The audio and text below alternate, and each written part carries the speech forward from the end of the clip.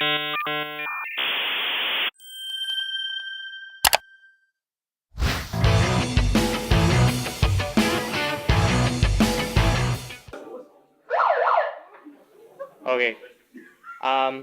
First of all, thank you all for these amazing 48 hours. We hope you had fun, you coded, you enjoyed your time here, and last but not least, you made new friends.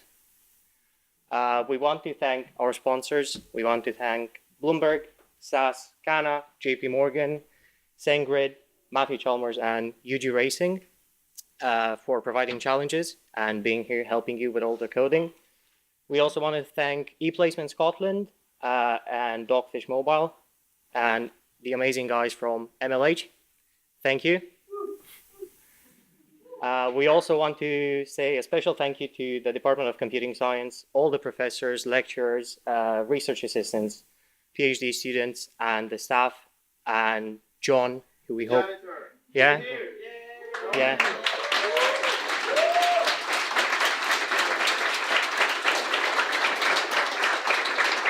Make sure you give him a big smile on your way out of the building. So let's not lose any more time. We'll introduce Bloomberg for their prizes and the presentations.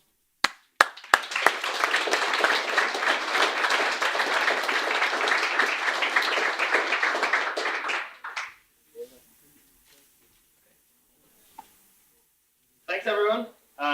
We've had a really good time. We've loved seeing what everybody's been doing.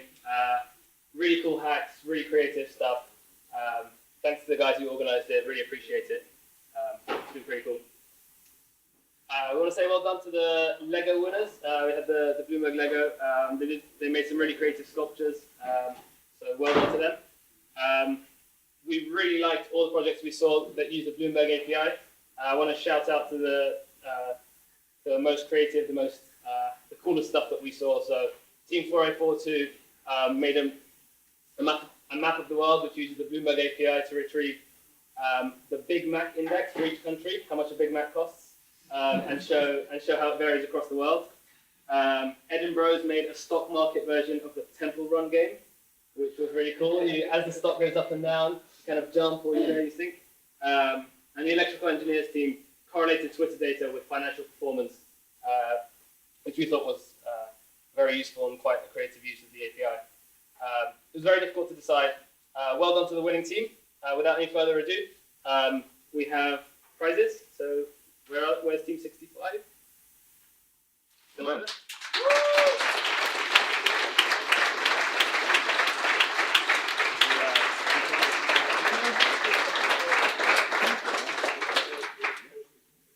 We have wireless speakers for each of you and a 3Doodler 3D printing pen, which you can come and collect from us after your presentation. So well done again.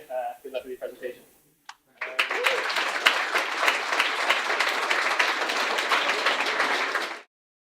So without any further delay, guys, hi, we're team that name over there, and this is our project. We would like to say we're very happy to have won this challenge. What we did with the data is we thought of like different way to visualize it so that we can sort of compare different stocks over time and their prices and how they might correlate to each other and how they look like in the broader perspective. So let's start with our first visualization, which takes a while to load, but it basically lists two different indices. Here you can see the UK top 100 companies, and it selects them by sector. So depending on the size of the circle, it shows like the size of each sector. And whenever you click on a sector, you can view stock prices for each company. And again, size of circle determines the size of the stock price. Next, we try to look at how stock prices can be affected by different conflicts or diseases. So we mapped historical stock data against significant events such as wars, for example. And if I select war here, you can see how the stock prices were affected by conflicts throughout time, and in this case, they were not really, or plague for that matter. And moving on to our final viz, we decided to see what it'd be like to actually hear stock prices as a sound and maybe play them against each other so we can determine how they compare to each other. What's going on here? Just click. Okay. So this one takes a while to load. I'll just load it. And hopefully we're gonna have sound so we can hear how it sounds. Basically, we map the data to frequency, so whenever frequency increases, this means the stock price has increased. And let's hear a single stock price. Sounds something like that. Really, really annoying. Given more time, this could probably be made way better. Say use MIDI and use different instruments for each stock. I'm not gonna play them both in sequence because that's just torture. But anyway, yeah, I think this could be one way potentially that if it was developed, it might actually provide a useful way to compare two stocks without any visual input. That was our project. Thank you for your time.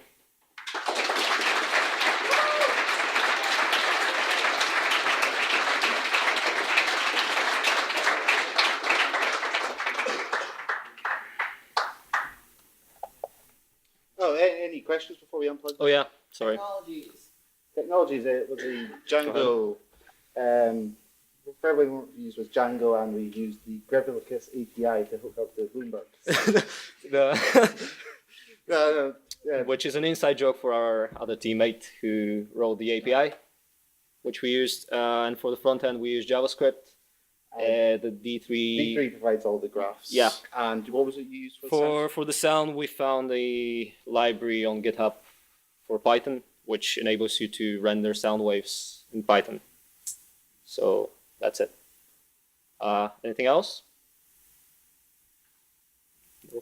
Okay. Well, thank you very much.